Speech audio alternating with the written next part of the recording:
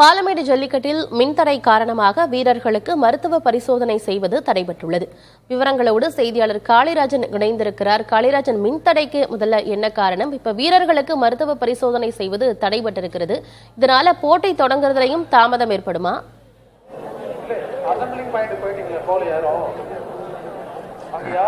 கண்டிப்பாக தற்போது பாலமேடு ஜல்லிக்கட்டு போட்டிகள் நடைபெறுவதற்கு முன்பாக வீரர்களுக்கான பரிசோதனையானது நடைபெறுகிறது. இதற்காக காலை முதலே, அதாவது நேற்றிலிருந்தே பல வீரர்கள் வெளியூர்களிலிருந்து வந்த வண்ணம் இருக்கின்றனர். குறிப்பாக 1000க்கும் மேற்பட்ட வீரர்கள் காலை முதலே இங்கு வரிசையில் அமர்ந்திருப்பதை நம்ம ஒளிப்பதிவாளர் நாகராஜன் காட்டிக் கொண்டிருக்கிறார். இதற்காக முதல் கட்டமாக வீரர்கள் அமர வைத்த இடத்தில் இந்த தடுப்பு சுவர், சிமெண்டிலான தடுப்பு சுவர் மொத்தமாக உள்ளே வந்ததால் தற்போது அந்த தடுப்பு சுவர் இடிந்து விழுந்தது. மேலும் இப்ப அமைக்கப்பட்டுள்ள அங்கன்வாடி என்பது சிறிய அளவிலான கட்டிடமாக இருப்பதால் வீரர்களுக்கு அதிக அளவு பரிசோதனை செய்ய முடியாத நிலை இருந்து வருகிறது.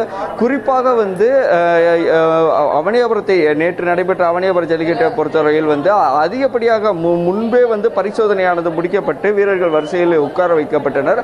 ஆனால் தற்போது வீரர்கள் இங்கு அமர்ந்துள்ளனர். 50 பேருக்கான பரிசோதனை நடைபெற்றுள்ளது. குறிப்பாக அரை மணி நேரத்துக்கு மேலாக இங்கு மின்சார தடை இருந்தது. தற்போதைய இப்போ மின்சாரமானது வழங்கப்பட்டு தற்போது மீண்டும் இந்த பரிசோதனையானது தொடங்கப்பட்டுள்ளது. அரை மணி நேரம் வீரர்களுக்கான பரிசோதனை நிறுத்தி வைக்கப்பட்டிருந்தது. இந்த மின்தடையின் காரணமாக குறிப்பாக இப்போது மின்தடை சீரானி தற்போதே மின்தடையானது சீரான பிறகு தற்போது வீரர்கள் மீண்டும் அனுமதிக்கப்படுவார்கள்.